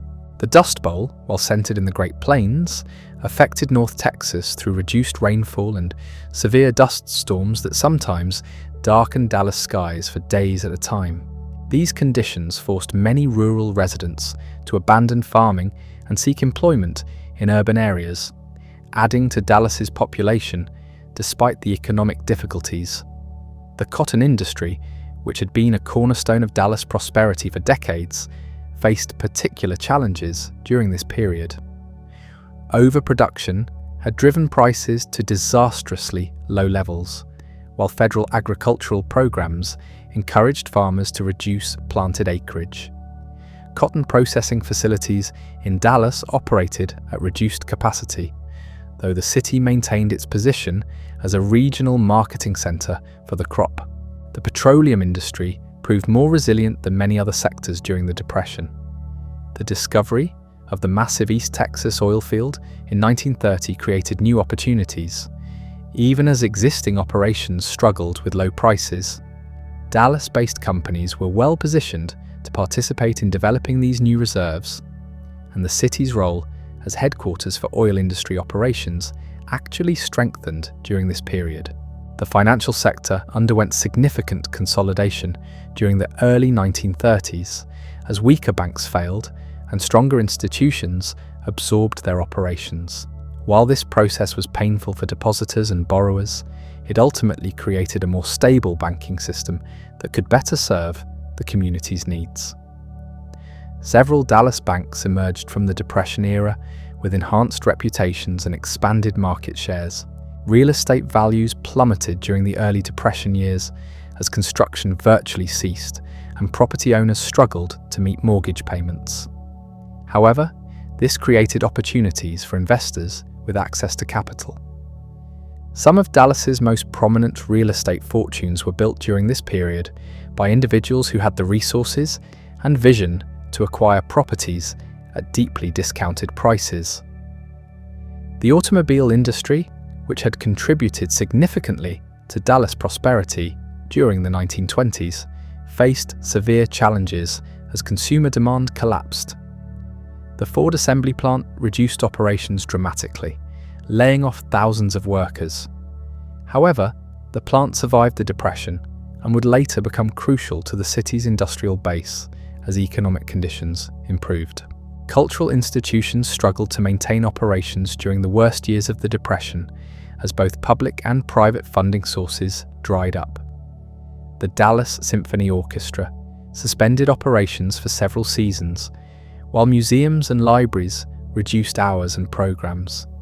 However, federal arts programs provided some support for cultural activities, while also employing artists, musicians, and writers who might otherwise have faced destitution. Educational institutions faced severe budget constraints as tax revenues declined and families struggled to support their children's schooling. Public schools reduced teacher salaries and eliminated programs, while private institutions closed their doors entirely. Southern Methodist University survived these challenges, but with significantly reduced enrollment and financial resources. The social fabric of Dallas society underwent significant changes during the Depression years as traditional class distinctions became less relevant in the face of widespread economic hardship. Wealthy families who had lost their fortunes found themselves seeking the same relief assistance as workers who had never known prosperity. This shared adversity created new forms of community solidarity, while also generating tensions over limited resources.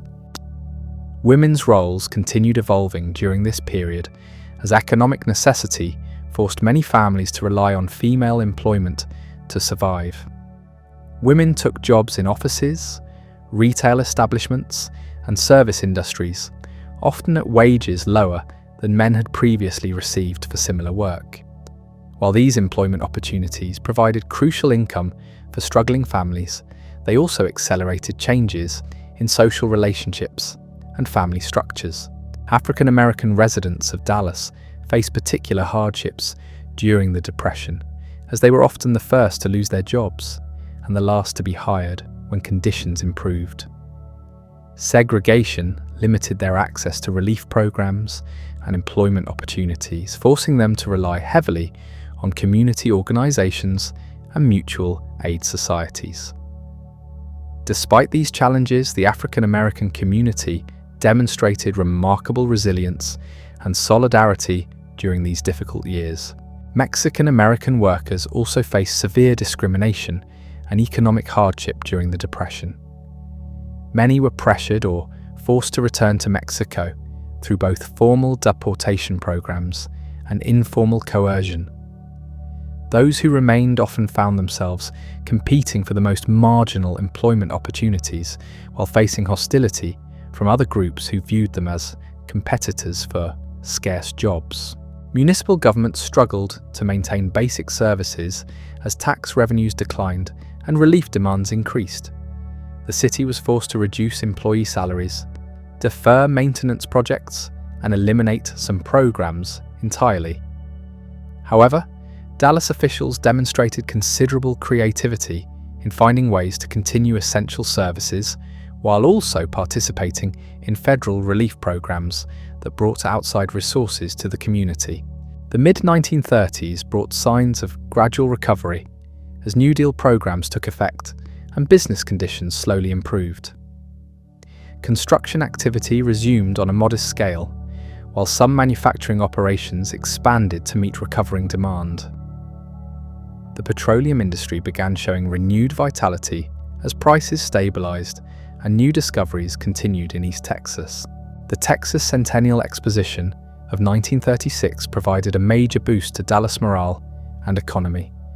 This massive celebration of Texas history and culture attracted millions of visitors to the city, while also providing employment for thousands of local residents. The exposition showcased Dallas to a national audience and demonstrated that the city had not only survived the Depression, but was positioning itself for renewed growth.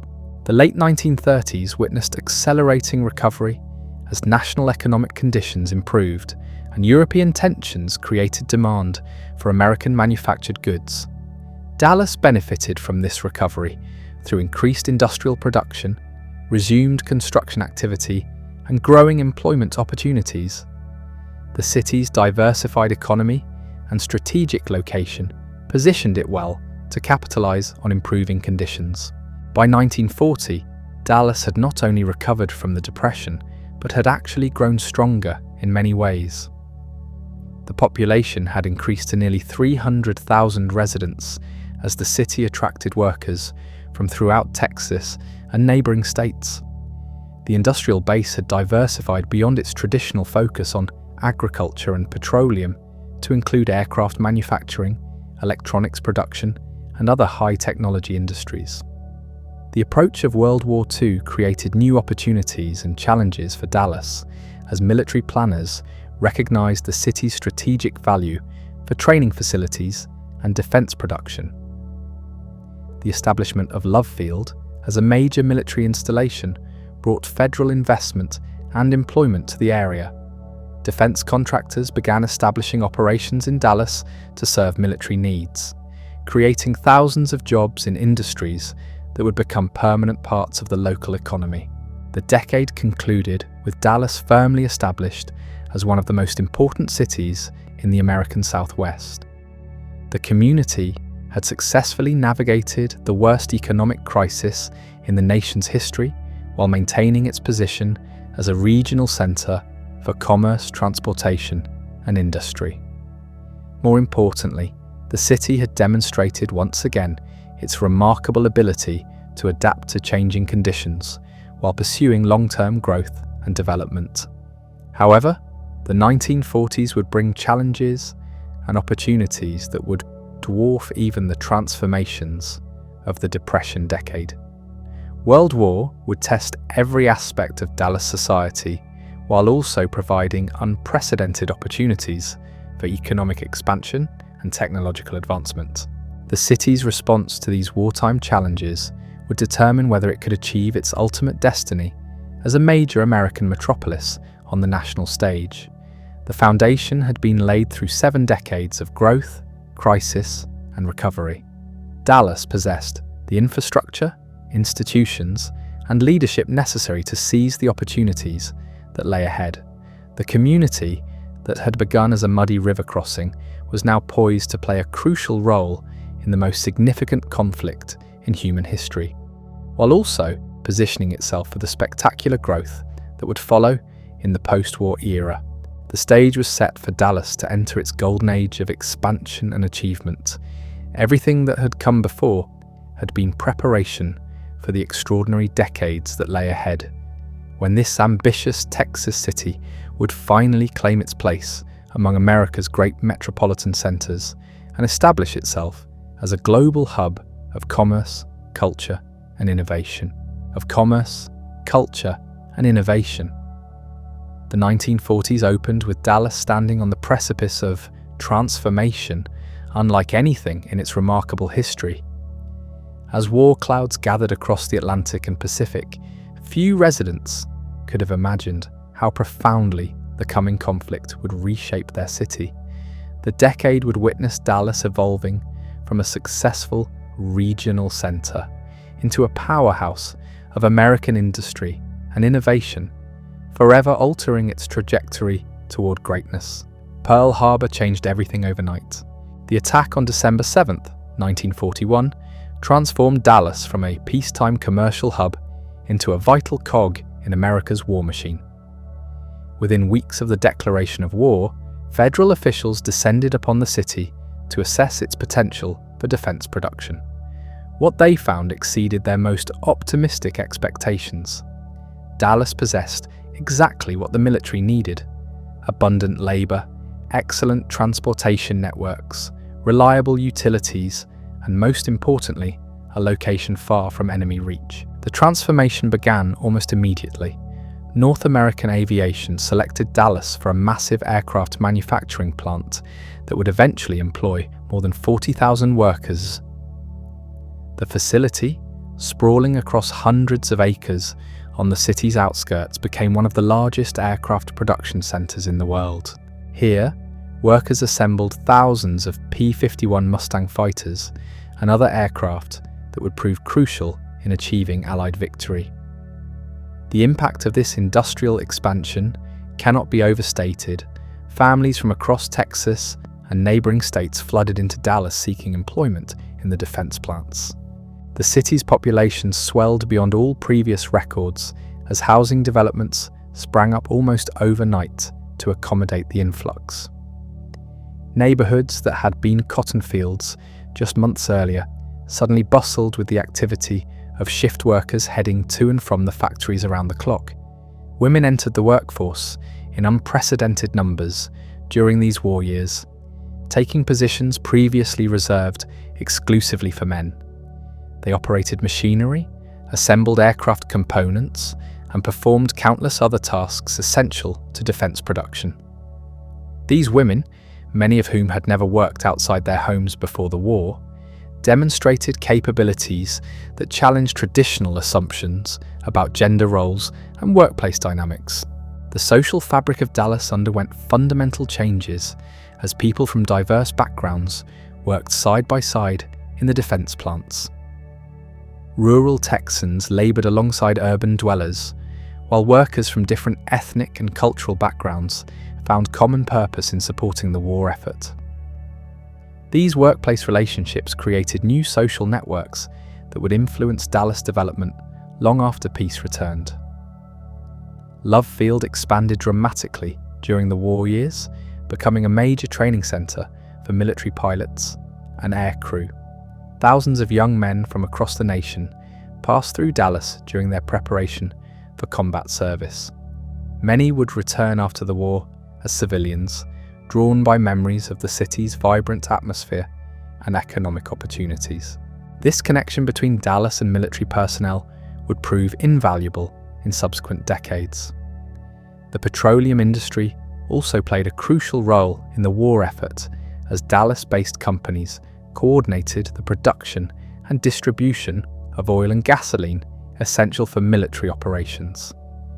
The city's refineries operated at maximum capacity throughout the conflict, while oil company headquarters directed exploration and drilling activities across Texas and beyond. This wartime expansion solidified Dallas's position as the undisputed capital of American oil operations. Banking and finance evolved rapidly during the war years as institutions adapted to serve the needs of defense contractors, military installations, and the thousands of new residents seeking housing and consumer goods. Dallas banks financed construction projects, provided working capital for expanding businesses, and handled the complex financial transactions required by military contracts. This growth in financial services would become a permanent feature of the local economy. The war years also witnessed significant improvements in Dallas infrastructure as federal spending modernized utilities, transportation systems, and communication networks. New roads connected residential areas with industrial facilities, while expanded electrical capacity supported around-the-clock factory operations. These infrastructure investments, originally designed to support war production, would prove invaluable for post-war economic development. Cultural life adapted to wartime conditions as entertainment venues, restaurants, and social organizations catered to the needs of defense workers and military personnel. Jazz clubs, dance halls, and movie theaters provided recreation for workers seeking relief from the stresses of factory life. These entertainment districts gave Dallas a reputation for nightlife and cultural sophistication that attracted visitors from throughout the region. The end of World War II in 1945 brought both celebration and uncertainty to Dallas. While residents rejoiced in Allied victory, many worried about the economic consequences of reduced defense spending. The massive aircraft plants that had employed tens of thousands of workers faced uncertain futures as military contracts were cancelled and production was scaled back dramatically. However, these concerns proved largely unfounded as Dallas successfully transitioned from wartime to peacetime production.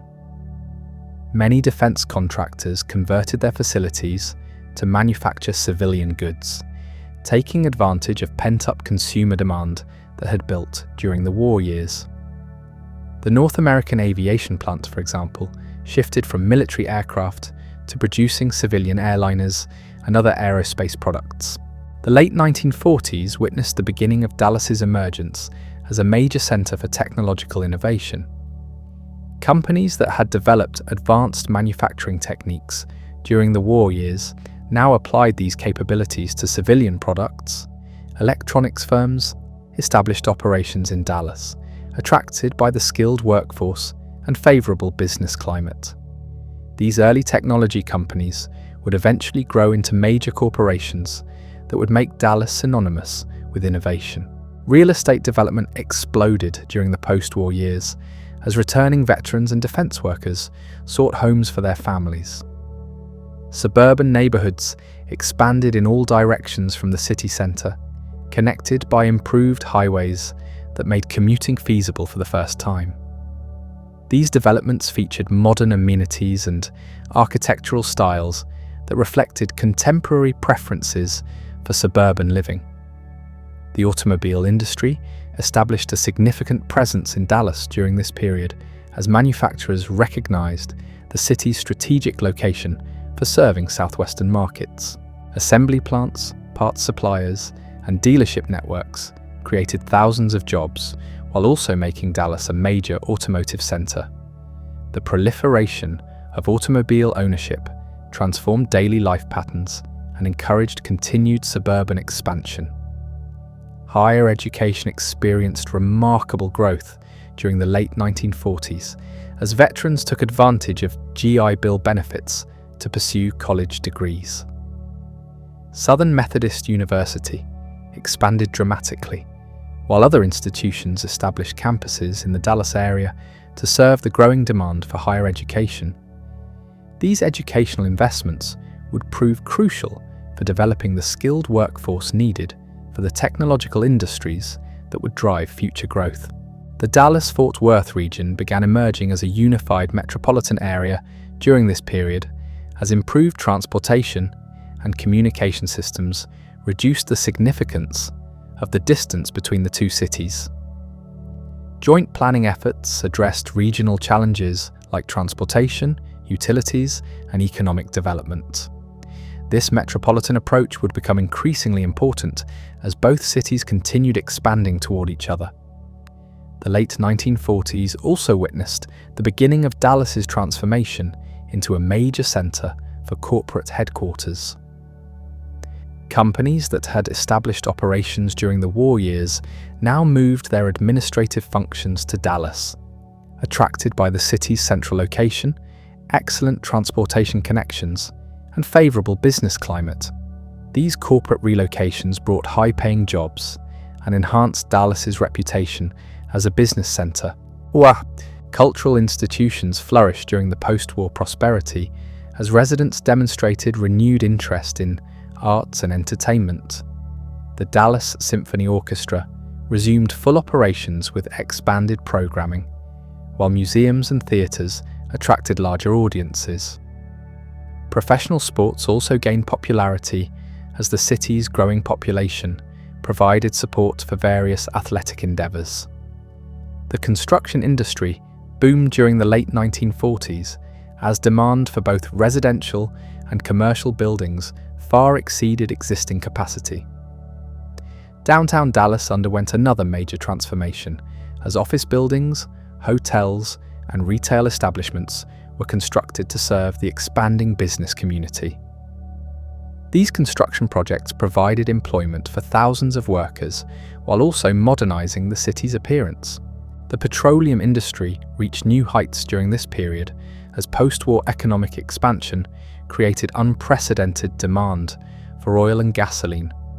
Dallas-based companies expanded their operations across Texas and into other oil-producing regions, accumulating vast wealth that flowed back into the local economy.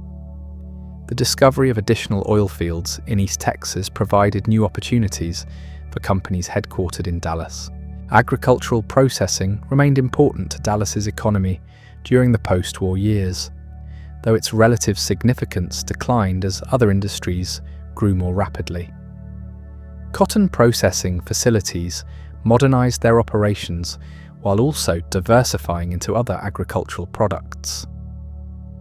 Food processing companies established major operations in Dallas to serve regional markets with packaged and prepared foods. Transportation systems underwent major improvements during the late 1940s as city planners recognized the need for infrastructure capable of handling continued growth. Highway construction connected Dallas with other major cities while also improving circulation within the metropolitan area. The expansion of Love Field provided improved air service that enhanced Dallas's connections with national and international markets.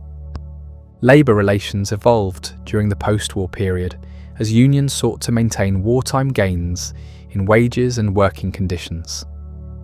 While some conflicts occurred between workers and management, most disputes were resolved through negotiation rather than strikes. The generally cooperative relationship between labor and management helped maintain Dallas's reputation as a favorable location for business operations. The decade concluded with Dallas firmly established as one of America's most dynamic and rapidly growing metropolitan areas. The population had surged beyond 500,000 residents, while the economy had diversified into aerospace, electronics, finance, and numerous other industries. The city's strategic location and business-friendly environment positioned it perfectly for continued expansion in the prosperous decades ahead. However, the 1950s would bring new challenges and opportunities that would test Dallas's ability to manage rapid growth while maintaining the quality of life that made it attractive to residents and businesses. The post-war baby boom, suburban expansion, and technological revolution would reshape American society, and Dallas would play a central role in these transformations. The foundation had been laid through 8 decades of growth, adaptation, and achievement. Dallas possessed the infrastructure, institutions, and leadership necessary to capitalize on the unprecedented opportunities that lay ahead. The community that had survived frontier hardships, economic depressions, and global war was now poised to enter its golden age of prosperity and influence. The stage was set for Dallas to become not just a successful American city, but a global center of commerce, innovation, and culture. The remarkable journey from trading post to metropolitan powerhouse was approaching its most spectacular chapters, when Dallas would finally claim its destiny as one of the world's great urban centers. The 1950s dawned with Dallas pulsing with an energy that seemed almost electric. This was a city that had discovered its true calling, and every street corner, every construction site, every bustling office building seemed to vibrate with possibility. The transformation that had begun during the war years was accelerating into something that even the most ambitious city planners had never dared imagine. The suburbs exploded outward, like ripples on a pond, each new development pushing the city limits further into what had recently been farmland. Developers could hardly keep pace with demand, as young families, flush with post-war prosperity and aided by favourable mortgage terms, sought their piece of the American dream. These weren't the modest neighbourhoods of previous decades, but expansive communities with wide streets, generous lots, and architectural styles that spoke of confidence in an unlimited future. Why? The automobile culture that was reshaping America found its perfect expression in Dallas.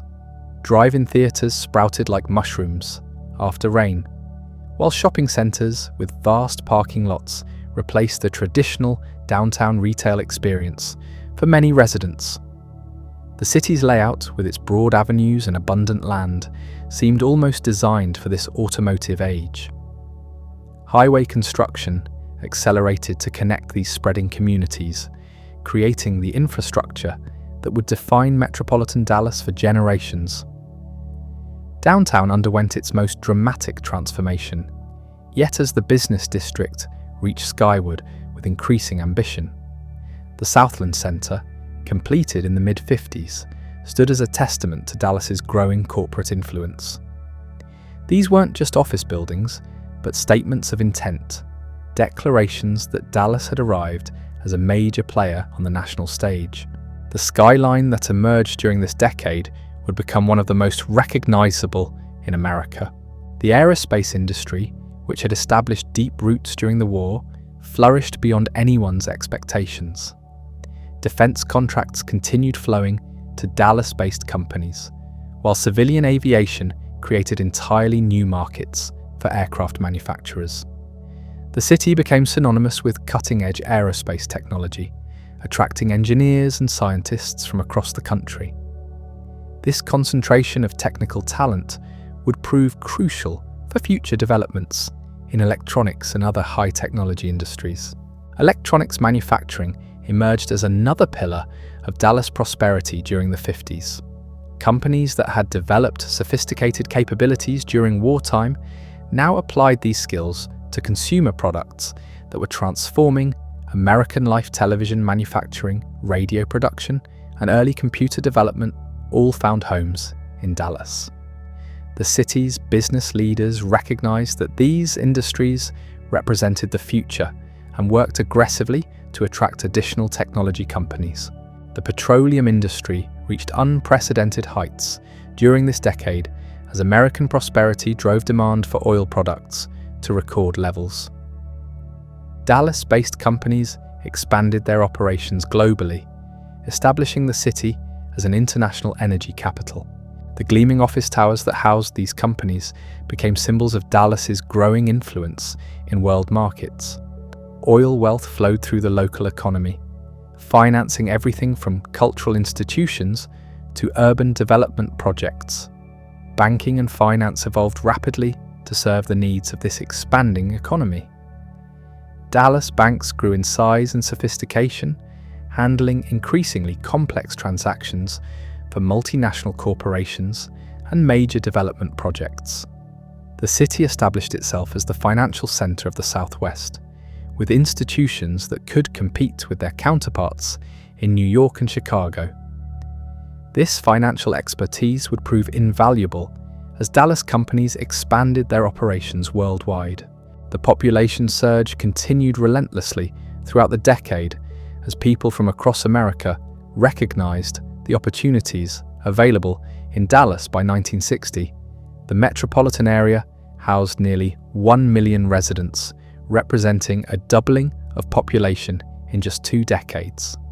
This growth came from every direction as the city attracted families from rural Texas, professionals from other major cities, and immigrants from around the world seeking their share of American prosperity.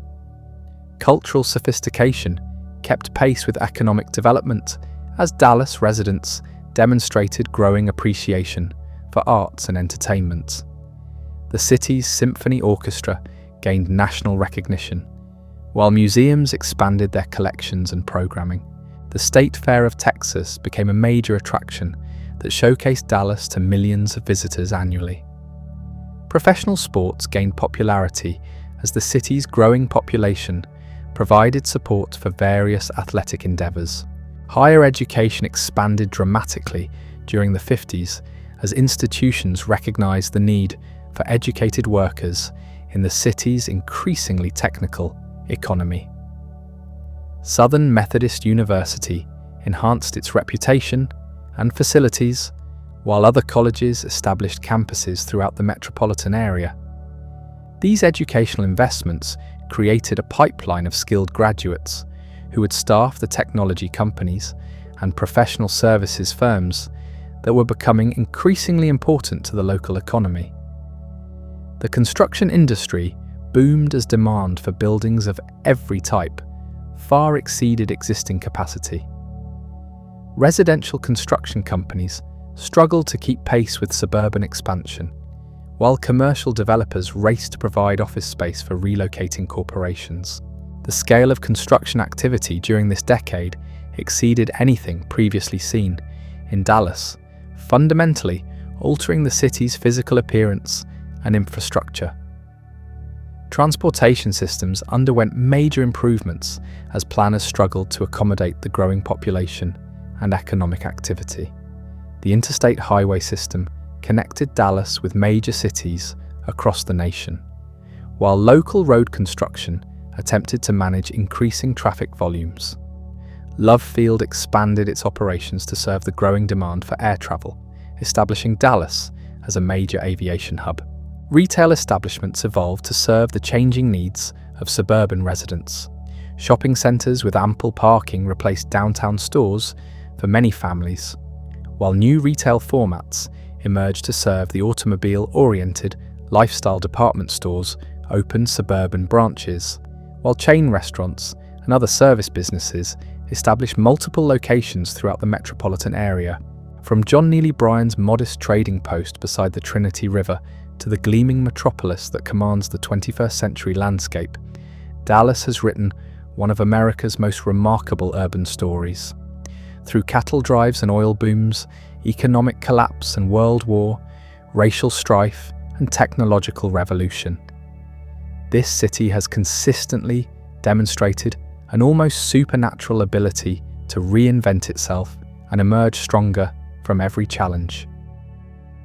Today, as corporate headquarters pierce the clouds and innovation districts buzz with entrepreneurial energy, Dallas stands as living proof that vision, determination, and strategic thinking can transform even the most unlikely places into centers of global influence. The journey from frontier crossroads to international powerhouse reminds us that in America, any community willing to dream big enough and work hard enough can achieve extraordinary things.